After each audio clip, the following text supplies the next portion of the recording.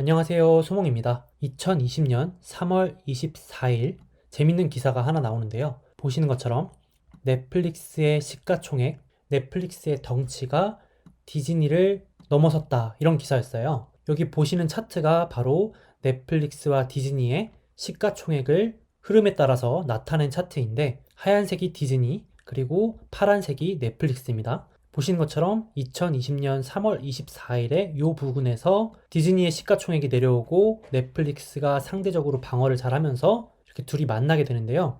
참고로 넷플릭스가 디즈니의 시가총액을 넘어선 건 이번이 처음이 아닙니다. 그래서 여기도 어게인이라는 표시를 하고 있죠. 사실상 미디어 기업의 최강자이자 왕좌를 지켜왔던 디즈니가 2018년에 한번 넷플릭스에게 따라잡혔었고, 그리고 다시 격차를 벌리다가 최근 두 번째로 넷플릭스에게 미디어 그룹 최강자의 자리를 규모 기준으로는 넘겨준 상황입니다.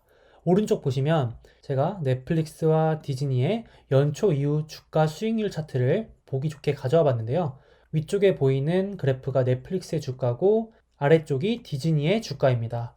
보시는 것처럼 연초 대비 디즈니는 약 30%가 넘게 하락을 한 반면에 넷플릭스는 제가 영상을 찍는 3월 29일 기준으로는 무려 8%의 수익률을 보여주고 있죠. 에게 8% 수익률이 뭐가 잘한 거야? 하실 수 있지만 지금 시장의 웬만한 종목들은 전부 다 마이너스 20, 30% 이상 하락한 상황인데 수익률이 플러스 8%면 엄청나게 잘 선방을 하고 있는 거죠. 그러다 보니까 이렇게 다시 넷플릭스가 디즈니의 시가총액을 넘어서는 상황이 또다시 찾아오게 되었습니다.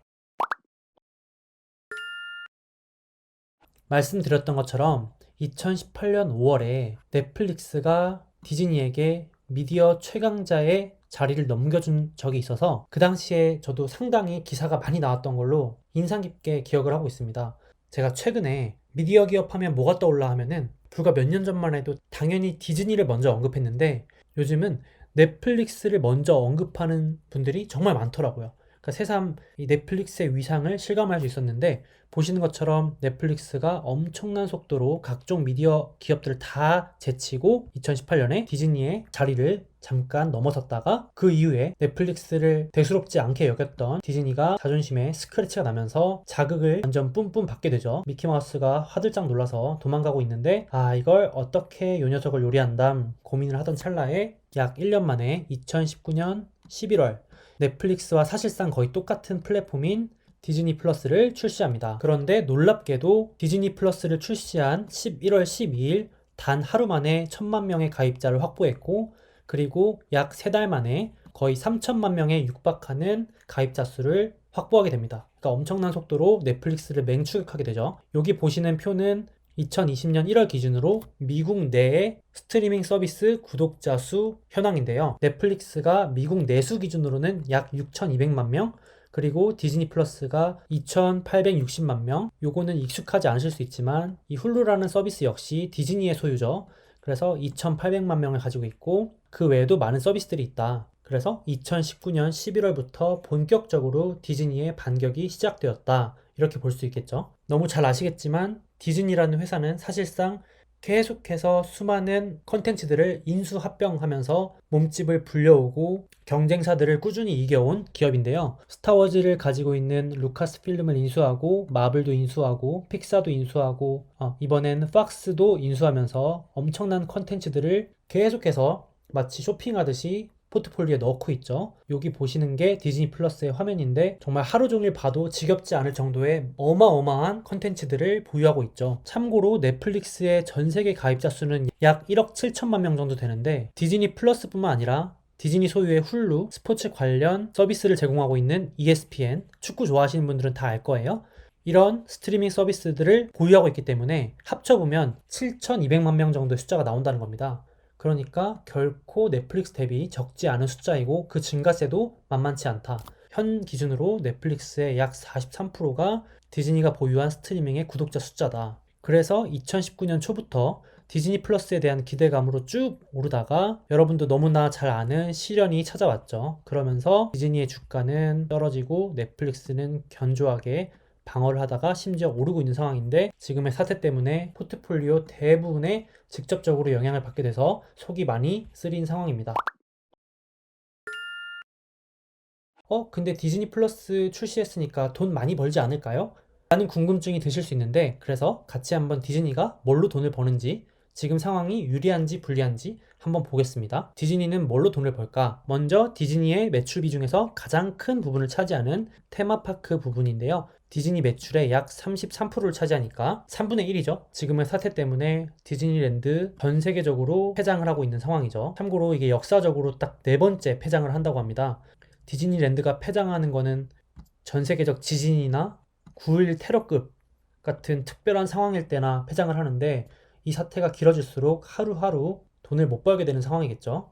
그리고 다음으로 우리가 너무나 잘 아는 영화, 사실상 디즈니를 좋아하는 팬들의 대부분의 이유는 이 부분, 마블이라든지 다양한 영화 컨텐츠 부분을 좋게 보시고 디즈니를 좋아하시는 분들이 많은데, 그 부분의 매출이 약 16.7%, 오른쪽 보시는 것처럼 디즈니는 영화 산업의 엄청난 큰 손입니다. 디즈니 혼자서 영화관에서 개봉하는 영화의 약 30%, 매출의 30%를 차지할 정도로 어마어마한 큰 손인데, 이마저도 다른 부분들은 줄어들고 있는 와중에 혼자서 점점 더 커지는 승자 독식의 현상을 보이고 있죠. 이 영화 관련 산업이 셧다운되면서 디즈니 역시도 관련 매출이 완전히 줄어들게 되는 피해를 보고 있는 상황이겠죠. 예를 들면 올해 개봉 예정이었던 블랙 위도우, 그리고 킹스맨, 참고로 킹스맨은 팍스의 브랜드인데 디즈니가 팍스를 인수하면서 킹스맨도 가져오게 됐죠. 뭐 엑스맨 시리즈도 역시 디즈니 거니까, 이런 식으로 유명한 대작뿐만 아니라 각종 애니메이션 컨텐츠들이 다 줄줄이 개봉 예정이었는데, 이번 사태로 전부 다 밀리거나 그냥 스트리밍 서비스로 영화관을 거치지 않고 개봉한다는 얘기도 나오고 있죠. 이러거나 저러거나 지금 사태 때문에 디즈니의 영화 관련 매출 역시 타격을 받고 있는 상황입니다. 뿐만 아니라 나머지 매출의 큰 부분을 차지하는 미디어 네트워크 부분도, 사실상 디즈니가 미국의 최대 방송국 중에 하나인 ABC 방송국도 소유하고 있고, ESPN 같은 축구나 스포츠 중계하는 방송 관련 산업도 들고 있기 때문에 가장 큰 이벤트 중에 하나가 될 뻔했던 도쿄 올림픽도 연기가 됐고, 축구 팬들이 많이 기대했던 유로 2020도 연기가 됐죠. 결국 이런 대형 스포츠 이벤트들이 열려야 방송에 광고도 들어오고 돈도 벌고 할 텐데, 모두 다 연기되면서 아주 씁쓸한 상황이 됐죠. 그렇게 본다면 디즈니 매출의 약 83%, 사실상 거의 대부분이 셧다운된 상황이고, 디즈니가 지금 당장 기댈 곳은 매출의 17% 정도를 차지하는 스트리밍 관련 부문이 되겠습니다. 그러니까 제가 제목에 써놓은 것처럼 저 부분 아니면 사실상 당분간은 손가락 빨아야 되기 때문에 이 기회를 살려야 될 수밖에 없는 상황에 처해 있는 거죠. 사실 지금 조용히 웃고 있는 기업 중에 하나는 바로 넷플릭스죠. 미국이나 유럽 확진자가 계속해서 늘어나면서 넷플릭스는 서버가 다운될 정도로 엄청난 인기를 끌고 있습니다. 공교롭게도 넷플릭스 접속자가 많은 지역이 현재 확진자가 많은 지역과 일치하는 걸 알 수 있죠. 미국 동부 지역, 여기 서부 지역, 그리고 유럽이 완전 빨간불 들어온 거 볼 수 있죠. 그리고 브라질 쪽도 그렇고요. 유럽을 확대해서 보면 특히 지금 서유럽 쪽, 이쪽이 넷플릭스 접속자가 엄청나게 폭주하고 있는 상황입니다. 그러다 보니까 넷플릭스 서버가 다운됐을 때 Rest in Peace 이러면서 왜 서버 다운됐니? 이러면서 슬퍼하고 있고, 넷플릭스 다운되니까 욕하면서 무슨 일이냐 하는 사람도 있고, 나만 로그인 안 되냐? 이렇게 물어보는 분도 있죠. 그 정도로 지금 접속량이 워낙 늘어나다 보니까 생긴 일이겠죠. 그러면 사실상 넷플릭스는 벌어들이는 돈의 거의 전부가 구독자들의 구독료가 되는데, 이렇게 되면 타격은 없고 거의 웃음밖에 지을 수 없는 상황이겠죠. 디즈니 입장에서도 이 기회를 놓칠 수가 없겠죠. 지금 다른 건 어차피 못하는 상황이니까 물 들어올 때 놓아줘야 되는 거는 넷플릭스뿐 아니라 디즈니가 더 급한 상황입니다. 여기도 지금 막아야 돼 이렇게 써놓는데, 겨울왕국 두 번째 편이 생각보다 빠르게 디즈니 플러스에 들어오게 됩니다. 원래는 영화관에서 개봉한 거 가지고 관련 매출을 좀 더 일으키면 되는데, 지금 그럴 상황이 아니니까 빨리 디즈니 플러스에 넣어서 가입자를 늘리려고 유도하고 있죠. 뿐만 아니라 디즈니 플러스는 역시 11월에 미국에선 출시했었으니까 계획보다 좀 더 일정을 앞당겨서 유럽에 진출을 발표하고 3월 24일 기준으로 유럽 대부분의 지역에 런칭을 성공적으로 마쳤죠. 보시는 것처럼 영국이나 유럽에서 500만 다운로드를 기록하면서 지금 생각 이상의 성과를 거두고 있습니다.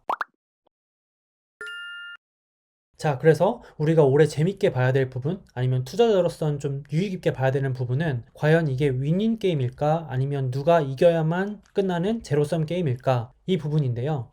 물론 예상치이긴 하지만 글로벌 스트리밍 시장 자체가 결국 성장은 하지만 시장의 크기는 정해져 있고, 그러면 여태까지 넷플릭스는 혼자서 웃어왔는데 이제 디즈니가 진입해왔고, 또 다음 영상에서 다룰 거지만 올해 디즈니뿐만 아니라 다른 스트리밍 기업들이 대거 출시되면서 진출을 하죠. 경쟁이 엄청나게 치열해지기 때문에 사실상 여태까지 넷플릭스가 좋았던 시절은 다 갔다, 이렇게 보시는 분들도 많죠. 그러다 보니까 이제는 치킨 게임을 할 수밖에 없는 상황인데, 넷플릭스는 구독자 이탈을 막고 시장의 선두 자리를 지키기 위해서 당연히 더 많은 컨텐츠를 만들기 위해서 지출을 해야겠죠. 그러다 보니까 지금 계속해서 번 돈은 고스란히 컨텐츠 제작에 쓰고 있는 상황입니다. 장기 부채도 상당히 많은 상황이고요. 디즈니의 경우도 아까 보여드렸지만 나머지 부문들은 당연히 흑자를 내고 있는데 지금 셧다운된 상황이라 타격이 있는 상황이고, 빨간색 부문이 바로 제가 오늘 말씀드렸던 스트리밍 부문이에요. 그 부분은 당연히 적자이고 회사 차원에서는 2024년, 2025년 돼야 흑자로 돌아설 걸로 예상을 하고 있는데, 생각보다 지금 반응이 좋아서 디즈니 입장에서도 이 기회를 놓치면 안 되는 상황이겠죠.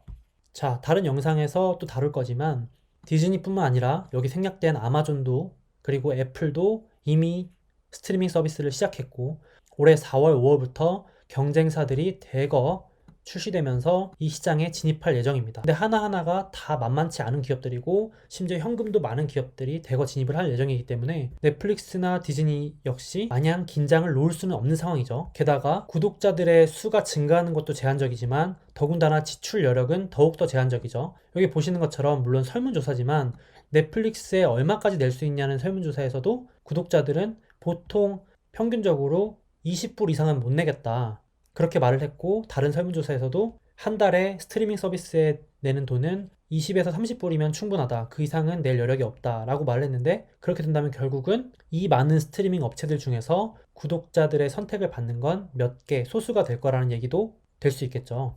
참고로 넷플릭스의 인기 영상 중에서 대부분이 넷플릭스가 만든 컨텐츠가 아니라 디즈니를 포함한 경쟁사가 될 업체들의 컨텐츠이기 때문에 이제 이 컨텐츠들이 다 빠져나가면 넷플릭스도 자체 컨텐츠를 만들어야만 살아남을 수 있고 여태까지의 좋은 시절도 앞으로 보장될 수 없는 상황에 처해지게 되는 거겠죠. 그래서 오른쪽 만화도 디즈니 플러스랑 넷플릭스랑 위기에 처하면 누굴 구할래 했을 때 한 팬은 나는 넷플릭스 구할 거야 라면서 이렇게 재밌게 표현을 했는데, 앞으로는 구독자들도 선택을 해야 하는 입장에 처하기 때문에 더욱더 이 치킨 게임이 치열해질 수밖에 없다, 이렇게 볼 수 있겠죠. 자, 그래서 2020년 4월부터는 본격적으로 이런 스트리밍 서비스들이 출시되면서, 물론 한국에 들어오는 건 조금 시차가 있지만 앞으로는 우리도 컨텐츠를 골라보는 게 아니라 이제는 컨텐츠가 포함된 플랫폼을 선택해야 하는, 좋을 수도 있지만 좀 벌써부터 피로감이 느껴온다는 생각도 조금은 들었습니다. 예를 들어서 내가 좋아하는 컨텐츠가 여기엔 있고 또 어떤 컨텐츠 여기에만 있고 또 어떤 컨텐츠는 여기에만 있다면 제 입장에서는 구독료를 3개 다 내고 봐야 되는데 이러면 오히려 불편하다고 느낄 수가 있겠죠. 그래서 이 관전 포인트는 과연 넷플릭스가 지금의 점유율을 잘 지켜낼 수 있을지, 아니면 도전하는 디즈니가 넷플릭스를 뻥 차버릴 수 있을지, 아니면 모두가 웃는지 한번 계속해서 관심 있게 보면 재밌겠죠. 이 그림에도 넣어놨지만 제 아주 개인적인 생각으로는 구독자 입장에서 플랫폼들이 오히려 너무 많으면 불편하다고 느끼고, 또 이걸 해결해주는 뭔가 다른 서비스가 나오던지 누군가는 사업을 철수하고 소수의 기업들만 남아서 독과점을 이루지 않을까, 또 이런 생각을 한번 해봅니다. 여러분들의 생각은 어떠신지 또 궁금하기도 하네요. 그래서 오늘은 간단하게 디즈니 입장에서 한번 살펴봤는데, 다음번에는 다른 기업의 시각에서 이 상황을 한번 보는 영상을 올려보도록 하겠습니다. 다음 영상에서 뵐게요. 안녕.